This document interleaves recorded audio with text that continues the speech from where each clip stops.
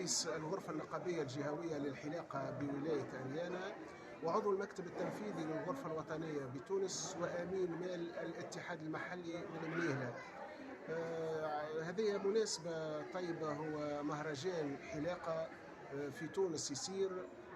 واظب عليه السيد الأسعد الحناشي، عنده سنوات عديدة من اللي واظب عليه المهرجان هذا، كل عام يعاودوا.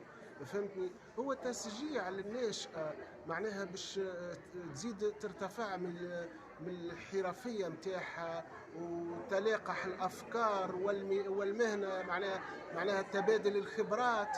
فهمني؟ هذا الكل صالح، راهو خاطر الانسان كي يبقى في حانوت يخدم ومسكر عليه وما يشاركش وما كذا، ما يتطورش، ما ينطلعش على الجديد. خاطر ربما عندك جارك، فهمت ولا ما تعرفوش سنين ربي، ولكن في ملتقى كيف هكا في مهرجان تنجم تاخذ عليه خبره، تاخذ عليه فكره، تاخذ كذا. واحد يجيك من بعيد، واحد يجيك من الجزائر، واحد يجيك من ليبيا، من عديد البلدان، فهمت ولا. تظاهرات هذه طيبه، اما حاجه واحده نطلب اللي باش يعمل مهرجان كيف هكا ولا باش يقيم مهرجان يلزم يكون محترف.